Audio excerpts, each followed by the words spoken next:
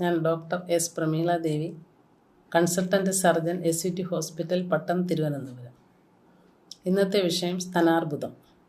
October മാസം സ്തനാർബുദ മാസമായിട്ടാണ് WHO ആചരിക്കുന്നത്.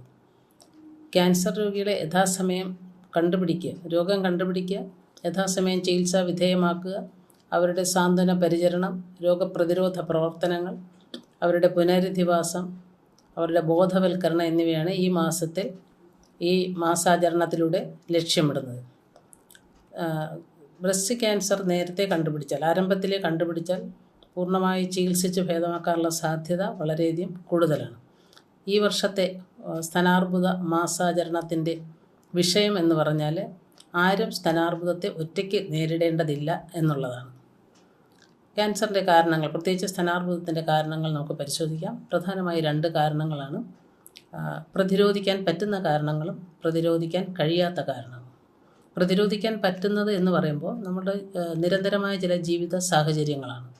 അതായത് പുകയിലയുടെ ഉപയോഗം, മദ്യപാനം, നമ്മുടെ അന്തരീക്ഷത്തിലെ മലിനീകരണം, ജങ്ക് ഫുഡിൽ അടങ്ങിയിരിക്കുന്ന കെമിക്കൽസ്, നമ്മുടെ ആഹാരപദാർത്ഥങ്ങളിലും ഭക്ഷ്യവസ്തുക്കളിലും അടങ്ങിയിരിക്കുന്ന രാസവസ്തുക്കളും കെമിക്കൽസും, അതുപോലെ തന്നെ ആഹാരത്തിൻ്റെ നിറവും രുചിയും അട്രാക്ഷൻ നൽകാൻ ഉപയോഗിക്കുന്ന കെമിക്കൽസ്, ഇതൊക്കെ ക്യാൻസറിന് കാരണമാണ്. ഏറ്റവും പ്രധാനമായിട്ടുള്ളത് ആയാസരഹിതമായ ജീവിതം.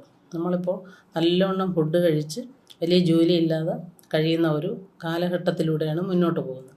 അപ്പോൾ അമിതമായി നമ്മുടെ ശരീരത്തെ അടിയുന്ന കൊഴുപ്പിൽ നിന്ന് ചില ഹോർമോൺ ഉൽപ്പാദിപ്പിക്കപ്പെടുന്നു. പ്രത്യേകിച്ചും എസ്ട്രഡയോൾ എന്നുള്ളൊരു ഹോർമോൺ ബ്രസ്റ്റ് ക്യാൻസറിന് ആയേക്കാം. ഇതുപോലുള്ള ജീവിത സാഹചര്യങ്ങളിലൂടെ ഇതൊക്കെ നമുക്ക് പ്രതിരോധിക്കാൻ കഴിയുന്ന ചില കാരണങ്ങളാണ്. എന്നാൽ ജനിതകമായ കാരണങ്ങളാൽ പാരമ്പര്യമായി ക്യാൻസർ ഉണ്ടാകാനുള്ള സാധ്യത വളരെയധികം ഉണ്ട്. അത് നമുക്ക് പ്രതിരോധിക്കാൻ കഴിയുകയില്ല. അപ്പോൾ നമ്മൾക്ക് എന്താണ് ചെയ്യാൻ കഴിയുന്നത്? പ്രതിരോധിക്കാവുന്ന കാരണങ്ങളെ നമ്മൾ ജീവിത സാഹചര്യങ്ങളിലൂടെ പ്രതിരോധിക്കുന്നതോടൊപ്പം നമുക്ക് ക്യാൻസർ ആരംഭത്തിലേ കണ്ടുപിടിക്കാൻ ശ്രമിക്കണം. ആരംഭത്തിലേ കണ്ടുപിടിച്ച് ചികിത്സിച്ച് ഭേദമാക്കാനുള്ള ശ്രമങ്ങളാണ് നമ്മുടെ ഭാഗത്തുനിന്ന് പ്രധാനമായിട്ടും വേണ്ടത്. ബ്രസ്റ്റ് ക്യാൻസർ പ്രത്യേകിച്ചും ആരംഭത്തിൽ കണ്ടുപിടിക്കുന്നുവെങ്കിൽ അത് 100% ചികിത്സിച്ച് ഭേദമാക്കാവുന്നതേ ഉള്ളൂ. 1-2 സ്റ്റേജിൽ കണ്ടുപിടിക്കുന്ന ക്യാൻസറിൻ്റെ മറ്റ് പ്രയോജനങ്ങൾ എന്തൊക്കെയാണെന്ന് നോക്കാം. 1. രോഗനിർണയം. വളരെ നിസ്സാരമായ ചില ടെസ്റ്റുകളിലൂടെ രോഗം നിർണ്ണയിക്കാൻ കഴിയും. അതേസമയം അഡ്വാൻസ്ഡ് സ്റ്റേജിൽ അല്ലെങ്കിൽ സ്റ്റേജ് 3-4 നമ്മൾ രോഗം കണ്ടുപിടിക്കുന്നതെങ്കിൽ ആ രോഗം ശരീരത്തിൻ്റെ ഏതെല്ലാം ഭാഗങ്ങളിൽ എത്തിയിട്ടുണ്ട്, എത്രത്തോളം രോഗിയെ ബാധിച്ചിട്ടുണ്ട് എന്നറിയാനുള്ള പെറ്റ് സ്കാൻ, ബോൺ സ്കാൻ തുടങ്ങിയ വലിയ ടെസ്റ്റുകളൊക്കെ ചെയ്യേണ്ടി വരികയും അങ്ങനെ രോഗനിർണയം സങ്കീർണമാവുകയും ചെയ്യുന്നു. സ്റ്റേജ് 1-2 കണ്ടുപിടിക്കുന്ന രോഗത്തിന് ഒരു ചെറിയ ഓപ്പറേഷൻ തന്നെ മതിയാവും.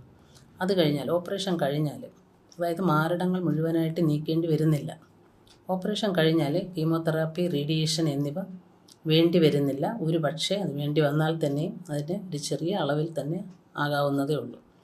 ഇത്തരം രോഗികളിൽ, അതായത് ആരംഭത്തിലെ കണ്ടുപിടിച്ച രോഗികളിൽ അവരുടെ ആയുർദൈർഘ്യത്തിന് ക്യാൻസർ മുഖേന ഒരു പരിമിതി ഇല്ല. എന്നാൽ മുന്നോട്ട് പോയ അവസ്ഥയിലാണ് നമ്മൾ രോഗം കണ്ടുപിടിക്കുന്നത് എങ്കിൽ ഓപ്പറേഷനും കുറച്ചുകൂടി വലുതാകുന്നു.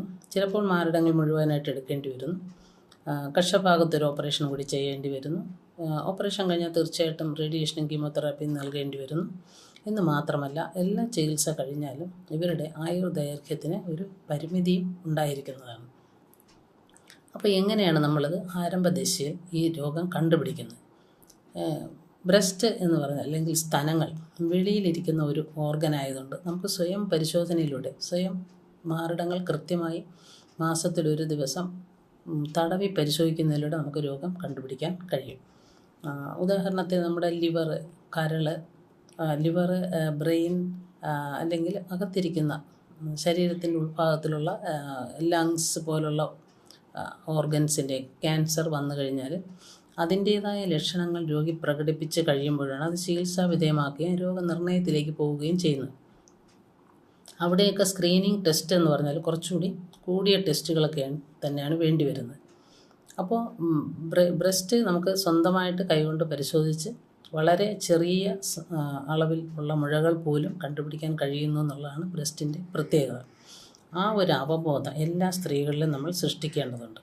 എപ്പോഴാണ് നമ്മൾ സ്വയം പരിശോധിക്കേണ്ടത്? ആർത്തവം കൃത്യമായിട്ടുള്ള സ്ത്രീകൾ ആർത്തവം കഴിഞ്ഞ ശേഷമുള്ള 10 ദിവസത്തിനകം, ആർത്തവത്തിൻ്റെ ബ്ലീഡിങ് തുടങ്ങുന്ന ദിവസം 1 എന്നെടുത്തു കഴിഞ്ഞാൽ 10 അല്ലെങ്കിൽ 8 ദിവസത്തിനകത്ത് നമ്മൾ സ്വയം പരിശോധിക്കണം.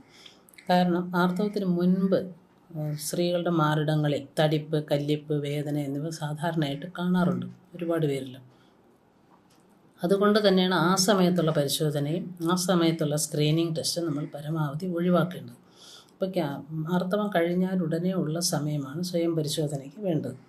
ആർത്തവം ഇല്ലാത്ത സ്ത്രീകളിൽ, ആർത്തവ വിരാമം സംഭവിച്ചവരിലും അല്ലെങ്കിൽ യൂട്രസ് മറ്റെന്തെങ്കിലും അസുഖത്തിൻ്റെ പേരിൽ എടുത്തു മാറ്റിയവരിലും അവർ കൃത്യമായി മാസത്തിൽ ഒരു ദിവസം തീരുമാനിച്ച് ആ ദിവസങ്ങളിൽ പരിശോധന നടത്തേണ്ടതാണ്. എങ്ങനെയാണ് പരിശോധിക്കേണ്ടത്?